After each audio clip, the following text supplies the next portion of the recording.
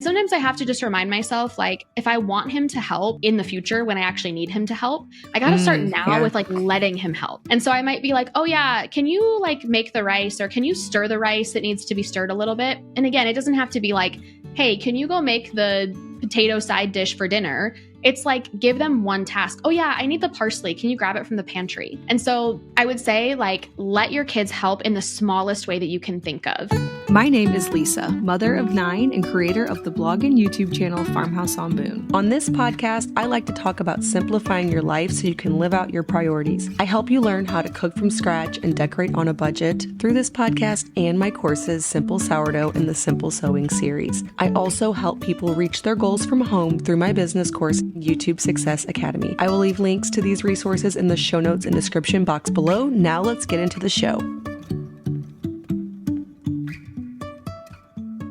Welcome back to the Simple Farmhouse Life podcast. Today we are having on Madison Wetherill from Cook at Home Mom, and we are going to be talking about making mealtime a family affair. So getting kids involved, what that looks like in the kitchen, ages on when they can be helpful, or, age appropriate tasks. We're also going to talk a little bit about picky eating.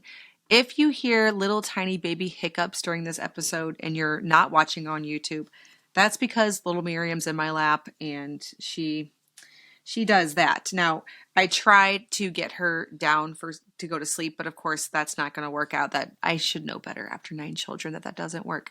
So she'll be in my lap and you might hear little baby coos and hiccups and burps, but we'll get through this interview. I think you're going to be very inspired to hear from Madison about family-friendly dinner ideas and how to balance all of that. Madison, welcome to the show. I did a little intro, but for those who don't know you, tell us about your website, what you do. We're going to be talking today about getting kids involved in making mealtime a family affair. So first let's start with a little bit of introductions. Yeah, for sure. Well, like you, I wear a lot of hats, but the one we're talking about today is my food blog, which is called Cook at Home Mom. And over there, I share easy weeknight dinners and other recipes that kind of go with dinner, specifically for busy families, because as a mom myself, I have 3 boys. I just know how difficult and complicated dinner time can feel for a lot of people. And so it's really become like my joy and my passion to share that with other families and just try to simplify dinner time, because we all have to eat and it doesn't have to be as overwhelming and complicated as some of us feel like it is. That's totally true. I think the more you do it, the longer you are a cook at home mom, the more comfortable you get with throwing things together. Tell me, what are some of the most popular recipes on your website? I know that wasn't on the outline, but I'm just curious. What are some of the top favorite things that your readers make over and over again? Yeah, well, it's shifted a lot over the years. The site used to be a lot more diet focused and diet specific, which I always tell people, like, those types of elimination diets like Whole30 or keto or things like that are great for a season.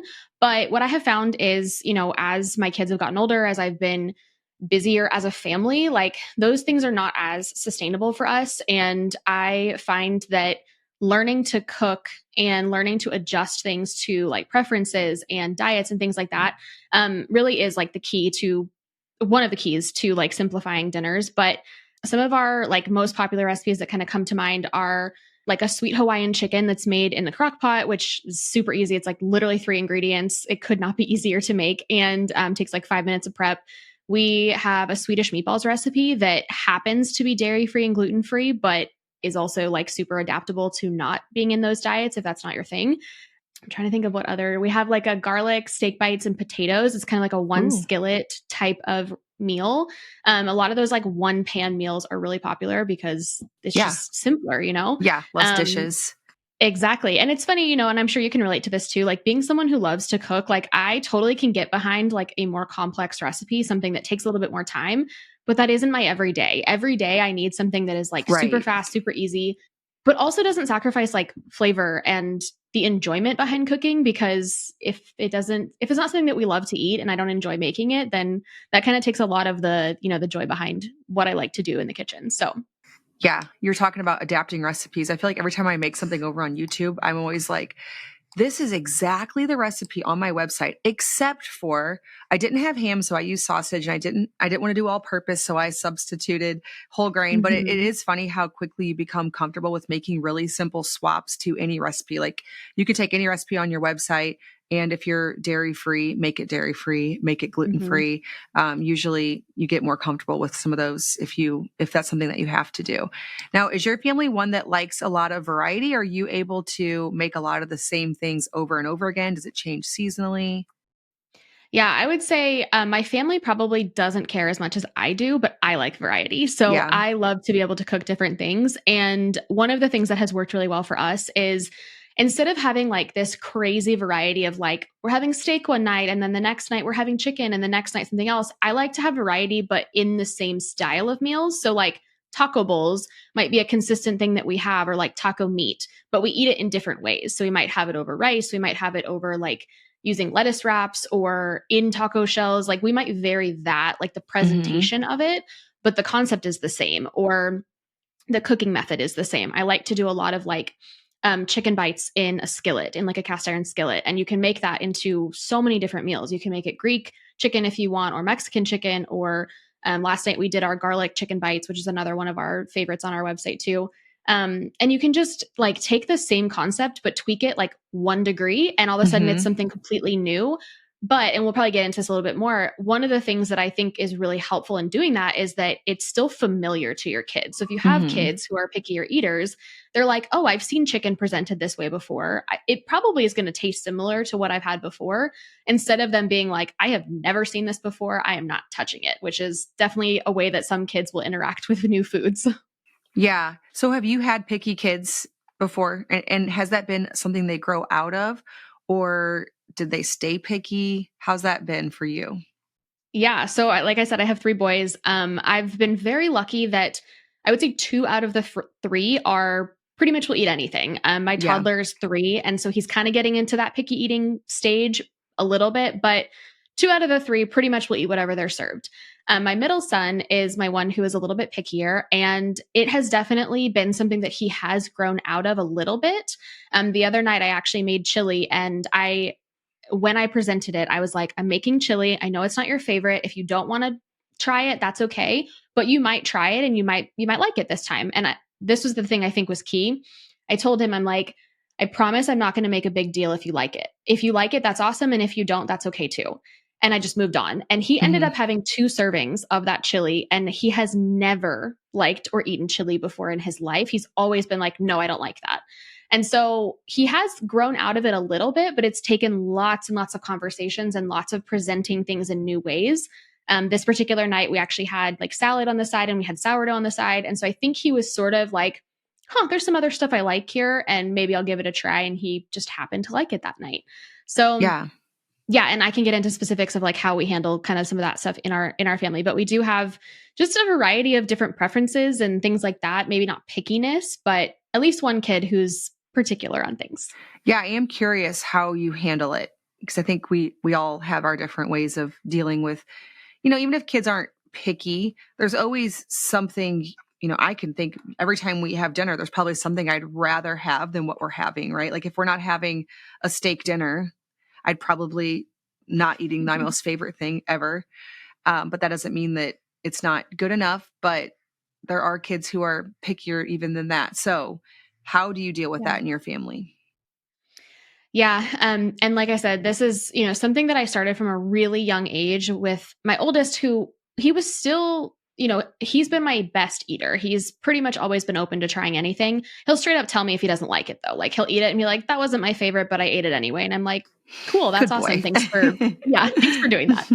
Um, but from the beginning, we have sort of had a rule in our family, if you want to call it a rule, of we all eat the same thing. Hmm. And I constantly use the phrase in our home of mom and dad are in charge of what's for dinner. You're in charge of whether or not you eat it. And I think giving that ownership to my kids has really helped over the years, because I am a really strong believer in not forcing kids to try a bite. I know for some families that works. And, the whole idea of like, you try a bite and you can say no thank you after Yeah, that. the no That thank you can bite. work for That's what some I've families. heard of too. Yeah. From an early age, I just didn't really that just didn't fit well or sit well with me. And so I decided not to do that and instead empower my kids to take that ownership. But the caveat with that was they also didn't have the choice to just go eat something else. Mm-hmm. And it's a tricky thing because there are some philosophies or thoughts behind this that you're like, well, you're sending your kids, to bed hungry. And while that might technically be true, they're also not starving and they're not going to like not get another meal or like you know, there's nothing really bad within that. But what it's taught my kids is this is what's for dinner. You have the choice of whether or not you want to eat it. If you don't want to eat it, there's nothing else and you'll have breakfast tomorrow. Mm-hmm. And I think that has stopped the cycle Yeah. of I'm not going to eat anything that's new and I'm just going to eat what I want for dinner and eat cereal. And, the other thing we're talking about today is like how you're making or how you're making dinner a family affair. And I really think that a lot of that can stem with just eating the same thing at dinner, eating at the same time as a family. And obviously families are busy and have different, commitments and things like that can make that challenging. But I think if the rule is generally that we eat the same thing and we eat at the same time, and, it's the exceptions that don't fit that, I feel like that's a better way to make dinner time a communal thing and a family like unifying thing, Mm-hmm. rather than the opposite. So, kind of answer your question. That's how we've always handled it is like, this is what's for dinner. You get the choice of whether you eat it or not. And just trying to give kids the language too, to explain what they might not like. If they do take a bite and they're like, I don't like this, try to help them explain why. Because Mm-hmm. maybe they're like, I don't like the pepper in it. It's too spicy for me. Right. Well, great. Yeah. That's an easy thing I can adjust. Maybe it's a texture thing. Like the beans were too mushy and I don't like mushy beans. Awesome. We can adjust that next time. But I think so often it can feel really defeating if your kids don't want to eat what you served and then you just never try again, which I totally Yeah. understand. But Yeah. And you might think they'll never eat again, but they will. They will definitely at some point eat even if they don't like what you made at that dinner time. And of course, I'm like you. I don't go out of my way to make things my kids don't like. I sure. would prefer like if they don't like, which one of my daughters likes to put cayenne pepper in the chili. And we've learned now that the kids are like, did Johanna make the chili? Because we don't want it if she made it. And so it's Yeah. like, okay, don't put cayenne pepper in it. Like we can just stick with chili Yeah. powder and cumin. We don't have to make it spicy for the kids. Like they'll like it a lot better if we don't. But then also there's usually a couple things like you mentioned having some sourdough or salad. Mhm. And I'm good with if the kids are like, okay, I don't really want the chili, but I'll eat a slice of sourdough and some Yeah. salad. I'm not going to die on that hill. That's totally fine. Obviously, I don't want them to always choose the low protein option. So if that became a pattern of every single meal, and I do want to encourage moms too, and you have older kids as well, that if all you have is toddlers, just trust me that they grow out of it. And you can eventually reason with older kids. Like you can't really explain to a toddler why they can't have what they see up on the countertop. Like let's say you have some leftover muffins. That happens at our house all the time. We'll have some leftover baked good from a previous meal or that we're planning to have for dessert. And if the toddler sees that, they cannot understand if you eat this, then you will get this. And so just know that at some point they can, and you can reason with them a bit, right? Like that. I don't know if you Yeah. have that same issue. Yeah, no, we totally do. And I was going to touch on the sourdough thing because there are certain meals that I know my kids are going to have a harder time with. And those might be the meals that maybe I don't have bread or cornbread or like something that I Mm, know that they're going to really eat. yeah. It's a balancing act, right? And you know your kids best. And so you have to figure out like, if I serve this with it, will it help my kids to eat? Or is it going to actually fill them up on that thing and then they're not going to try it? But one thing I Mm-hmm. always do as well when it's a new food or something that's presented in a new way is make sure that there is that safe food. And so maybe that safe food is the bread or the salad or something that you know they're going to love, fruit. That safe food, at least you know they're going to eat that. So again, they're not going to go to bed and like truly be starving. So that can be a good like thing to consider, but you're totally right that like as they get older, you can help them to understand, you can help give them the language, and you can also help them to like start to understand why certain foods are nourishing for their bodies. And this isn't like Mm-hmm. health language or it's not like anything, positive, negative about Like certain diet foods. language, right? Exactly. Yeah. But it's like, hey, did you know carrots have XYZ or broccoli is XYZ? Like all these things that you want your kids to eat, you can start to empower them on the why behind it. And then at least they maybe will be willing to try it. They may not love it, and that's okay. Like, I mean, I grew up the pickiest eater ever, did not touch vegetables unless it was like canned Really? peas. Yeah. So there's hope yet. There is hope. Trust me. If I grew out of it, your kids can grow out of it too.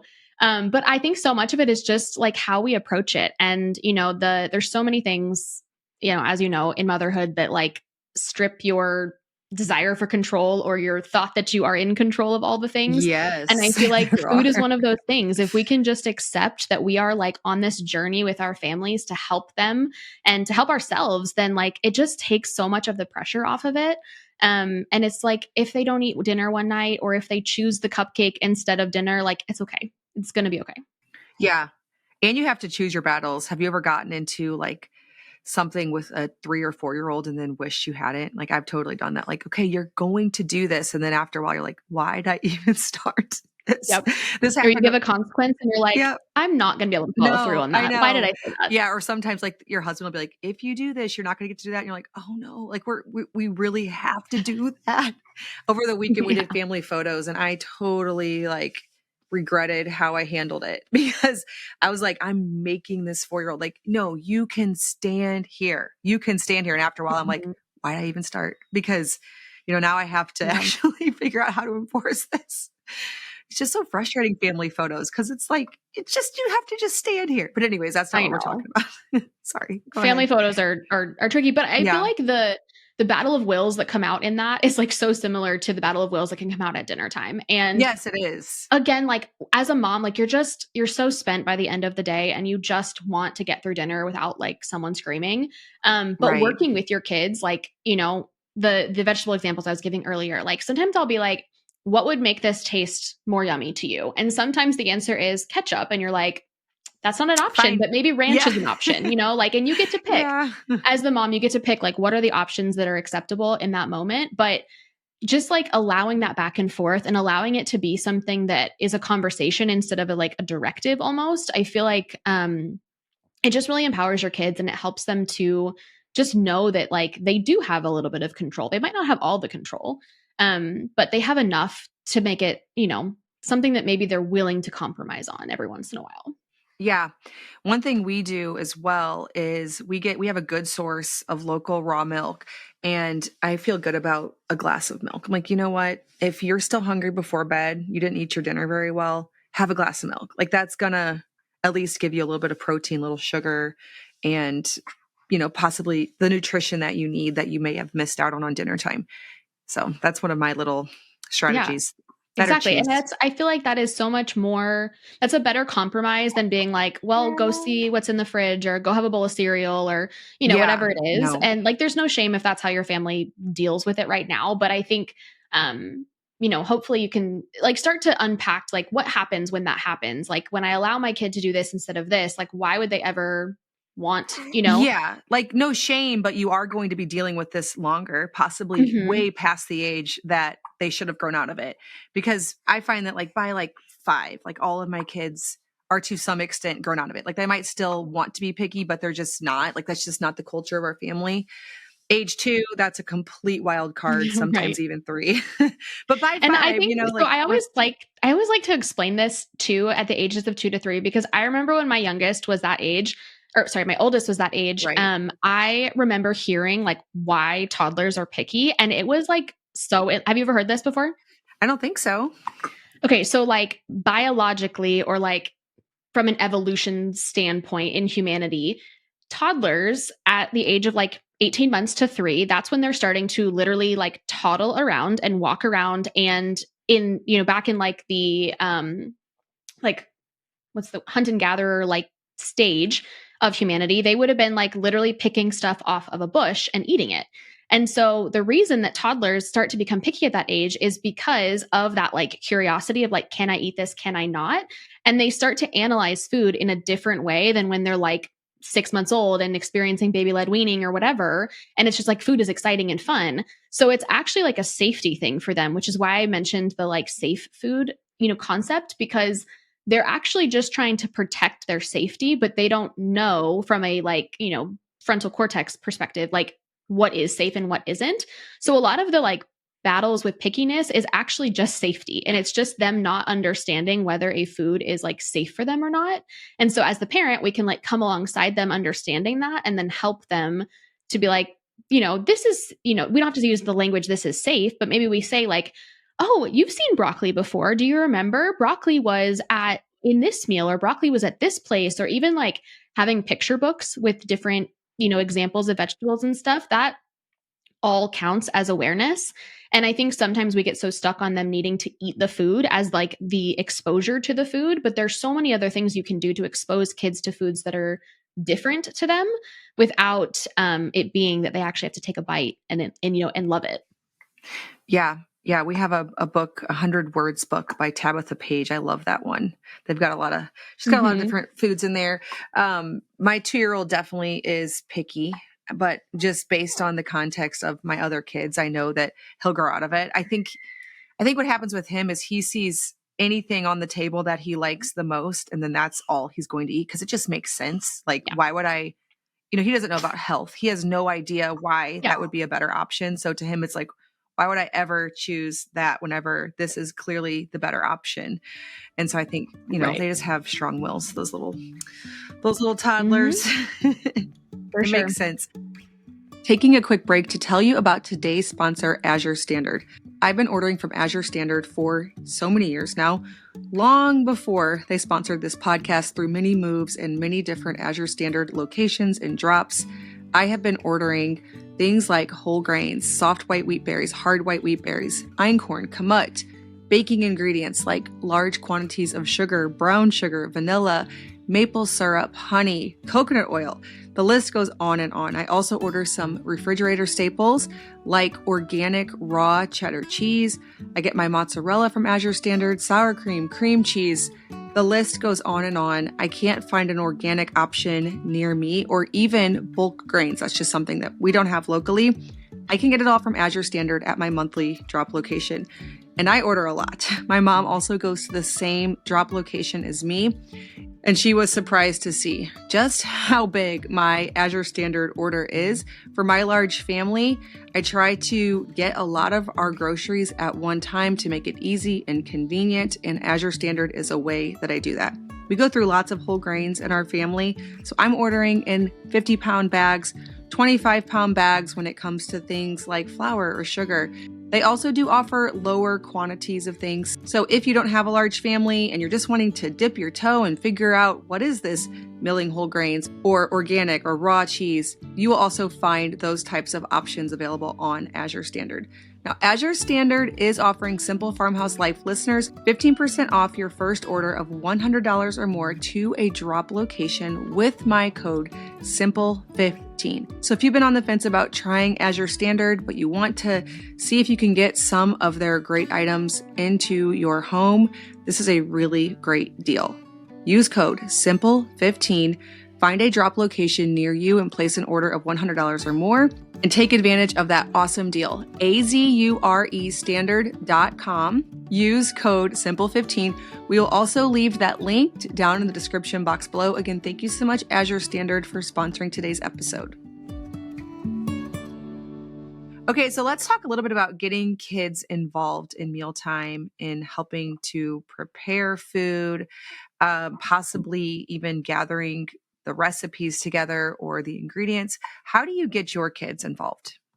Yeah, I love this question so much. And I will say it looks different for every kid in every stage. All 3 of my kids are very different in how they like to help and how they like to be involved. But I think like my most simple answer before I give like very specifics of tactics, I want to say like sometimes starting looks like literally just letting them help.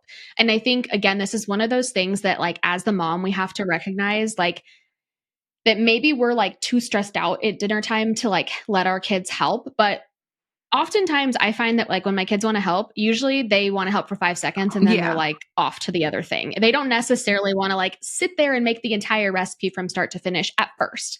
And so there will be times my 10-year-old does this the most. He'll come up to me and he's like, Mom, do you need any help? And my tendency is to want to be like, no, I've got it. Like we're good. Everything is like moving. And sometimes I have to just remind myself, like, if I want him to help, in the future when I actually need him to help. I got to start now with like letting him help. And so I might be like, oh yeah, can you like make the rice, or can you stir the rice? It needs to be stirred a little bit. And again, it doesn't have to be like, hey, can you go make the potato side dish for dinner? It's like, give them one task. Oh yeah, I need the parsley. Can you grab it from the pantry? And so I would say like, let your kids help in the smallest way that you can think of. Toddlers are really great about wanting to do everything with you, which is sometimes harder than it is helpful. But think through like, what are the little things that maybe you don't actually need help with, but like they can feel like they're helping.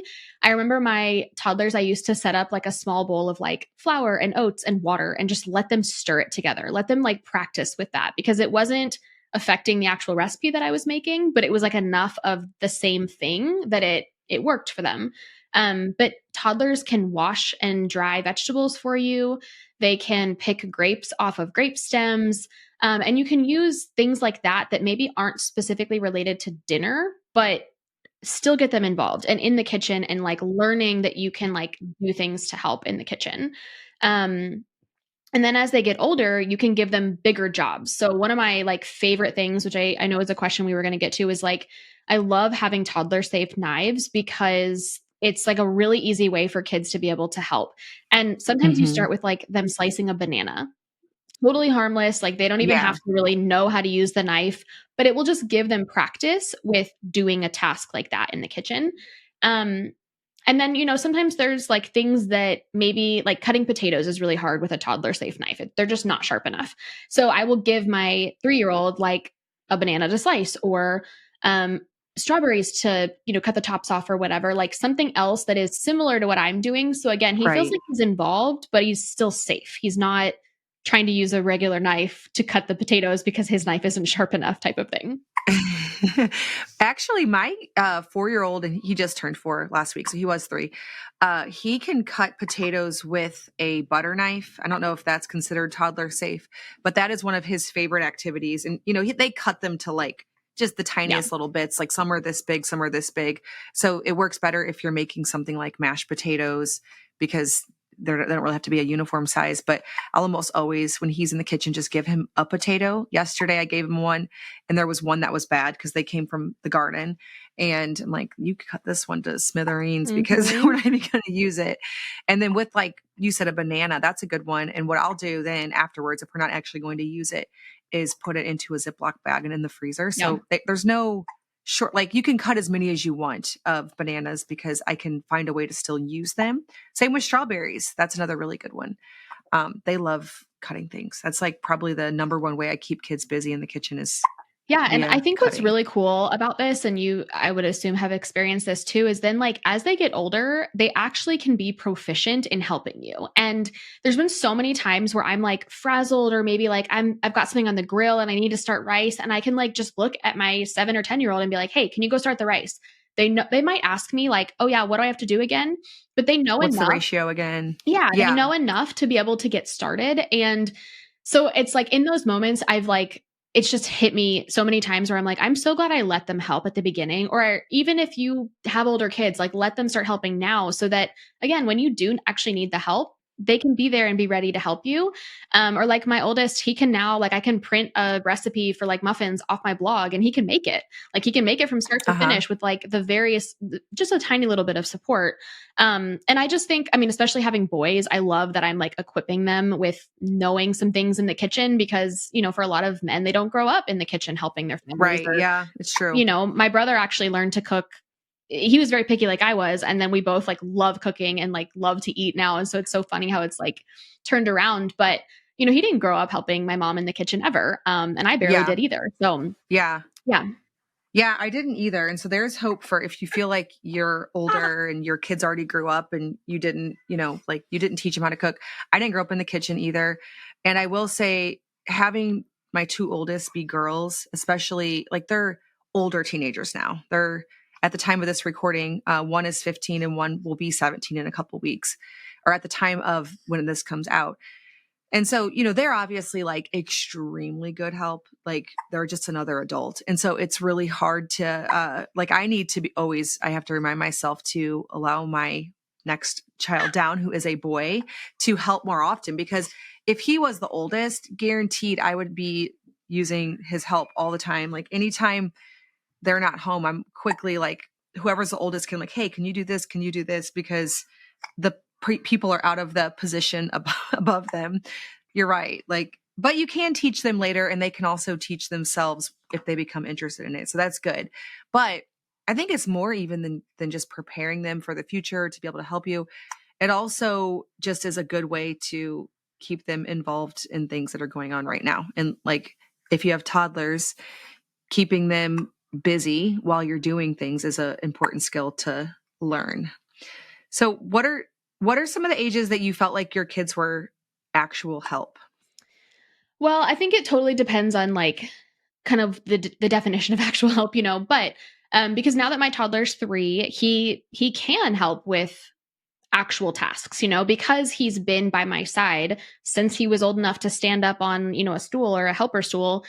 He has been wanting to help with stuff. And, there are countless times where he's mixing a spice blend and it goes everywhere. And I'm like, okay, that's what we do. It's part of the magic of being in the kitchen is it's messy sometimes. And so I would say like probably from 2 and up it's possible for kids to be helpful. What that looks like is totally different, but I have a video of him when he was probably 18 months where he's standing over the stove and he's stirring the eggs while I'm making scrambled eggs. Every kid has a different disposition. All 3 of my kids have been very like cautious and calm, which is not always the case with boys. So, they're not that way necessarily all the time, but in the kitchen, at least, they're attentive and calm. And so I've been able to empower them and give them, tasks that are appropriate for their skill level and for their age. But, as soon as kids can read, they can start to read off the ingredients to you. That's another like super easy. They're not actually really helping, but maybe I'm across the room at the pantry and I'm like, hey, can you tell me what I need from the list? That's and so true. They can read. Yeah, they can read it off to me. There's so many things within like we homeschool as well. And there's so many things within that. Like I can teach them fractions. I can teach them measuring, like all of that type of stuff that is helpful because it's checking off a task from the list, but it might not be again that they're like making a full recipe. But like I said, my 10-year-old, I think it was about probably right when he turned 9, he started being able to like make a full recipe just from reading it. If he has the desire to. He doesn't always have the desire to. Well, right. Yeah. Yeah. There's that. And there's also personalities involved. Some kids will be ready at 9 and some might be quite a bit older. Yeah. It really depends on their interests and, But you won't know unless you try and give them give them the chance. So, yeah. And I think we don't give enough credit for how helpful kids can be in so many areas of life, like what they're actually capable of and genuinely able to help. So where does meal planning fit into all of this? How do you plan out your weeks as a homeschool mom, 3 kids, and a blogger? And also I know you run a podcast and you also create websites. So there's a lot of things that you have on your table or on your plate. Yeah. And so there's a lot to juggle, which means there's probably a lot of planning that goes behind all of that. How does that work for you? Yeah. I remember before I used to meal plan and just like feeling constantly stressed out about like, what are we going to eat for dinner? The amount of times that there was a last minute drive-through pickup or a last minute, like, hey, texted my husband on the way home from work, like, please pick up a rotisserie chicken because we have nothing to eat. And I finally just got to the point where I was like, I can't do this anymore. Like, again, I mentioned earlier, like, I love being in the kitchen. I love cooking dinner. It is, and I know that that's not the case for most people, but for me, it really is something that I love to do. Yeah, it's, same. An expression of creativity. It's a stress reliever for me. That's actually how I started first cooking, was just, I wanted to do something with my hands and like create something. And so I started a practice, and I still do this, where on the weekend, either Saturday or Sunday, just depending on the weekend, I will sit down for it. Now it takes me probably 10 minutes, but back then it might've been 30 minutes or something like that, 30 minutes to an hour. And I will just sit and figure out the meals for the week. One of my favorite tools that I've built along the way is we actually have a list of like our family favorite meals. It's a digital list now that my husband and I share on our phones, but um, at least I can go to that and reference a couple of meals that are like tried and true. I barely even need a recipe for them. They're just like super easy. That's also a favorite thing Mm-hmm. to share with my kids and be like, hey, will you pick a meal out for this week? Which, circling back to our picky eating conversation earlier, that's another great way for kids to have more buy-in with like what is being served to them is if they get to pick a meal. Mm-hmm. But I will just go through, I will look at my calendar kind of side by side, and I'll look at like, where are the crazy nights that I have this week? Where do we have maybe a soccer practice or Bible study or whatever it is that I have that is going to push up against dinner time? And I pick a super easy meal for that night, or something that's like leftovers, something that's like already cooked in the freezer that I can pull out and cook. But I do that practice every single week so that I'm never feeling like I'm super behind or I don't have time to get groceries or anything like that. It's just now become a rhythm where, like, when I don't do that, I feel like I woke up and it's Friday. Like, it's just my Yeah. whole week is out of whack. And so that little habit, like, that is definitely what I would recommend to people if they're not doing any sort of meal planning. Even if you sit down and you're like, Tuesday's really crazy and you make a plan for Tuesday. Like, it does not have to be the whole week at once. And generally, I usually only plan maybe 5 meals for the week because I know things are going to come up. I'm going to shift things. We might have like dinner at a friend's or something. So I like to keep it simple with just like 5 meals that I can rotate or shift around and are pretty easy for me to just kind of do on the fly. But at least I will know I have those ingredients ready and I can make something work with those, kind of like stocked ingredients. So what are some of your go-tos? Like if you just like it's a busy week, what are you most likely to make? Yeah. We love meatballs, any type of meatballs, honestly. And we almost always have ground beef or ground turkey lying Mm-hmm. around. So that's a go-to for us. I mentioned those Swedish meatballs, which is just like super easy. You roll the meatballs up, which is another fun toddler activity, even though he likes to make like burger patties usually. And then I like reform them as Yeah. meatballs. Um, but we like bake the meatballs in the oven for 10 minutes and then make like a super quick creamy sauce in the skillet. We usually use coconut milk, but you could use whole milk too, but just like super easy. It's literally ready in like 15 minutes. But it's so flavorful and you don't feel like you're just like eating a salad for dinner. Not that there's anything wrong with that, but like most of the time I want like a hot dinner. Yeah. So any kind of meatball, Moroccan meatballs, Swedish meatballs, Greek meatballs. We also, like I said, love taco meals, whether that's a taco bowl Yes. or a stuffed pepper or taco soup, like anything that really is like that same flavor combination. I just honestly find Mm-hmm. ground meat is so quick and easy to make into a Oh million yeah. different things that tends to be a go-to. And then honestly, like, I know chicken breast gets like a really bad rap, but we really like chicken breast too. I've Same. It really was just in the last learned. couple of years that I'm like, they're actually they're so great. No, They're I just know. so And fast. if my mom listens to this episode, I'm sorry, but I grew up eating a lot of chicken that was pretty dry. And Yeah. so I've learned a lot of ways to cook chicken in a way that it does not taste dry. And so we'll do a lot of those types of just like cubing up the chicken and cooking it in a stir fry, or using the Instant Pot to make like a shredded barbecue chicken, shredded buffalo chicken, that type of thing. Buffalo chicken is kind of our obsession right Yeah. now. And we just put it into like salads or bowls or pizza sometimes, like all kinds of different things. Yeah. What are your go-to tools? You mentioned Instant Pot, you mentioned Crock Pot. What are the things you find yourself reaching for over and over again? Yeah, I would say the Instant Pot is definitely one of them, although I probably don't use it the same way that a lot of people do. I don't do a lot of like actual meals in the Instant Pot, but I use it for things like cooking broth or cooking rice. That's the only way that I cook rice anymore, is just in the Instant Pot because it's so fast. And I actually don't have a crock pot. I just use my Instant Pot as a Slow crock cook. pot. Yeah. Yeah. Same. Yep. And that's been really like a game changer too, just to have like less appliances, but still have the flexibility of it. And then our other big one is our air fryer. We use it every single day, multiple times a day. Do you? We do, yeah. We use it in the morning to cook breakfast sausage, usually at lunch to either like cook steak or chicken breast, or just like reheat leftovers. And then at night, like we'll usually use it for either a side dish, or especially in the summer, I like to use it for a side dish because we're in Arizona and I do not like to turn my oven on if I can avoid it. So the air fryer is great for Okay. that. But it also is like amazing for cooking whole chicken breasts, and they're so tender and so like crispy, like they were grilled, but it's like you have the simplicity of it just being in your kitchen. So love my air fryer. Okay. I'm generally like not a gadget girl other than those things. Like Yeah. I really feel like I love just like the simplicity of, a sharp knife and a cutting board and a pan, Uh-huh.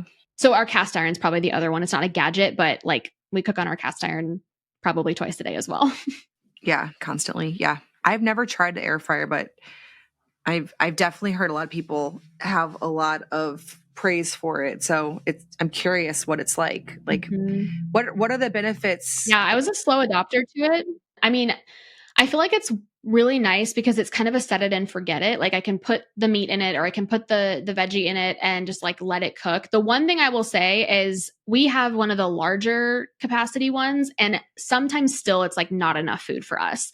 So I feel like for you, like Okay. a sheet pan of veggies is probably way more practical for you guys than like just having it in the air fryer. But that being said, like it is nice for, reheating Yeah. lunches or just making like a couple chicken breasts. Like we can fit usually like 4 to 5 chicken breasts in ours, which is pretty good. So that's like enough for a full meal or enough for like a meal prep, like let's just get some chicken ready to use for other things throughout the week.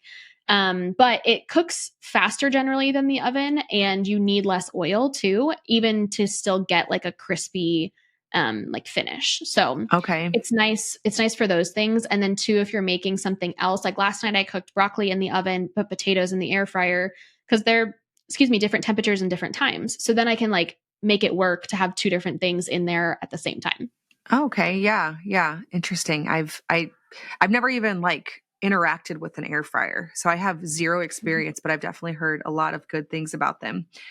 So Yeah. with having multiple children, how are you like taking turns, rotating roles? How do you manage multiple kids helping at one time? Yeah. I would say generally they're not all 3 helping me at the same time unless I'm making muffins. And then that's like the one thing They all everyone wants just to are help like a with. magnet. Yeah. But I think if you have something like muffins is a good example, and I'll just kind of break that down. I might have one kid who's mixing the dry ingredients, one kid that's mashing bananas if they're banana muffins, and then one kid that gets to scoop them into the pan. And we might just like rotate who that is. So I think when you have something that has multiple steps, which most recipes do, like try to break it apart so that one person is doing, one part of the steps. I mentioned the seasonings things earlier. That's another great one. Like we make a lot of homemade seasonings like taco seasoning or Greek seasoning. And so maybe the older kid is the one measuring it out and the younger kid gets to stir it up, or one of them gets to use a funnel and put it into the jar. Like there's so many steps that I think we think of it as like I'm mixing a seasoning blend and we forget there's 5 different steps in there, so you can easily just like divvy it up between kids. But like you were saying earlier, sometimes you'll have kids that really love one thing more than another or are better at one thing more than another. And so if you can break it into, steps that that person is going to want to do and be good at, like that's another great way to do it too. Yeah, and like I mean sometimes we're cutting veggies and like I could easily just use one cutting board to cut all the veggies, but like my 10-year-old or my 7-year-old wants to help and I'm like, "Okay, great. Grab a cutting board, grab a knife, like you can help with cutting it." And it's one more dish, but at least it's getting kids involved and it's like giving them that ability to help in the future. Yeah. And if it's just a vegetable like a carrot or something, I don't know about you, but I'm putting that thing right back in the cabinet because I'm going to use it in 2 seconds anyways. Maybe Mhm. I'm weird, but I'm like, I don't, if it's like just like a little thing that the kid's cutting on, I'm like probably not going to even wash that cutting board. Yeah. But I think too, I think people need to know it doesn't have to look so like perfect and organized. And Mhm. obviously as a mom of 9, I've learned that just over the years, like there's no possible way that we're going to have 9 different age of children in the kitchen, all like happily, all cutting and doing these like a well-oiled machine. It's probably going to Right. be that one toddler followed me in, maybe my teenager's talking to me at the same time, maybe the baby's in the wrap, and maybe like one kid is also helping with something. We're definitely not like organizing this whole like symphony of children just like stirring and putting Mhm. the spices in. So it's okay if it doesn't look perfect. I think the idea is just the willingness to allow them to help you and to be somewhat involved in the meals if that's something that they're showing some interest in. Yeah, and I didn't mention this before. I'm surprised it didn't come to mind. But like We're talking a lot about like the steps of making the recipe, but there's also steps that happen after, like plating the food, serving the food to the table, setting the Mm-hmm. table with dishes, like with the silverware or napkins or whatever, or bringing dishes back to the sink, washing dishes. Like there's all these steps that can happen. And I will say straight up, if the first thing you ask your kids to help with is washing dishes, they probably will say no or not be excited about it. But if you ask them to set the table with silverware or collect the plates after dinner, like, so there's all Mm-hmm. these things that, again, it might not be the actual cooking of the meal, but it's all these things surrounding it. If you're a person who likes to go to the grocery store and pick out your produce, like get your kid to learn how to pick out produce and like what you're looking for. I feel like it's just honestly like a constant stream of consciousness of just talking to my kids about what I'm doing, why I'm doing it, how to do it, so that when they're ready to like have the knife in their hand and chop the veggie, like they kind of know what they're doing, even before they like make the first cut. Yeah. Yeah. That totally makes sense. There's a lot that goes into it. We these days, like I just do all my grocery orders online. I don't know if you do that Same. as well, but since that doesn't require anybody to drive, even the 12-year-old will sometimes get on and put some things in the cart. And then my oldest, if I need just one thing, I'll send her to actually go get it at the store because she can drive. Yeah. But we're even able these days to involve our kids in the acquiring of the ingredients because so many things are done online. They can actually even participate in that aspect of it. Yeah, absolutely. Or It's putting cool. away the groceries when they arrive. Like that's something my Oh kids yeah. most of the time do because I'm usually doing something else and I'm like, "Hey, go grab the groceries from out front and put them away." And Right. like I think sometimes we just minimize like the effectiveness of those little things of helping and just like feeling like they're a part of what is happening and that it isn't just like, they're like we're their servants that are just providing Yeah. the cooked meal for them or Stuff something. is just always in these pantries, well stocked. That's something people don't Mhm. talk about a lot. Like when we talk about homemaker tasks, we talk about cooking, cleaning, laundry, but we don't talk about like the inventory, Yeah. just keeping the inventory, keeping the right things stocked, keeping the right amount of things all coming in. That's a skill that definitely takes some refining. And I think that's a good thing for kids to be around as well. Yeah, I mean, I think you would agree, like, we've learned that a little bit the hard way as we've, like, grown more in our kitchen skills, and, yeah, to be able to empower your kids from a younger age to understand that. Sometimes it's literally just like, "Oh my gosh, we're out of oats again, I didn't order enough of those," or something like that, where they're like, "Oh, that doesn't magically appear in the pantry, that's Yeah. interesting." Yeah, exactly.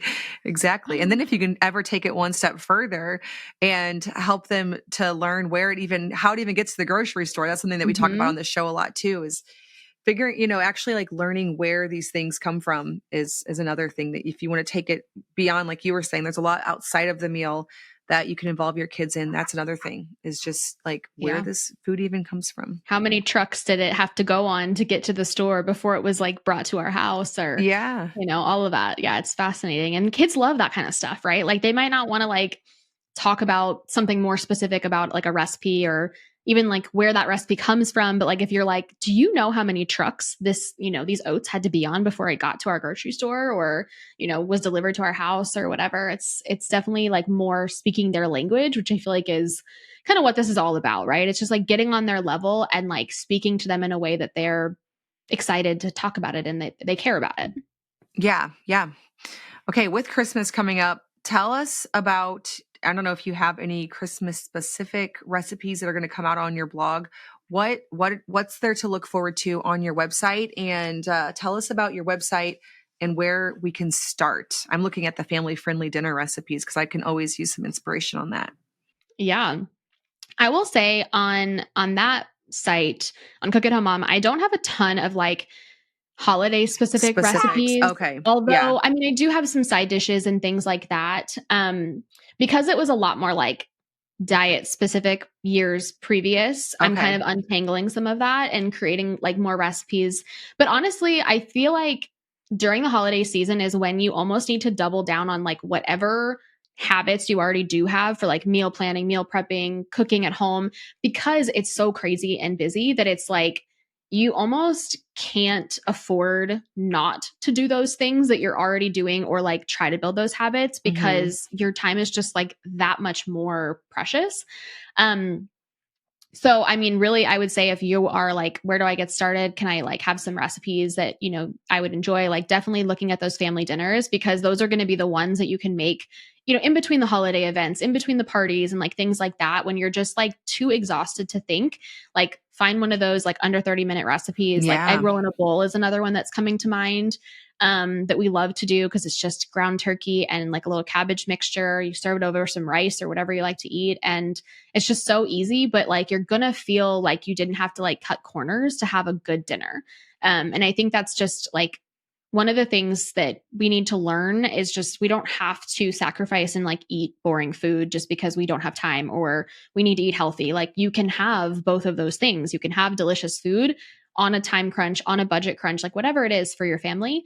Um, so yeah, I would encourage people to start there in that like family favorites or like those family dinner recipes, because those are definitely like what the site is all about now.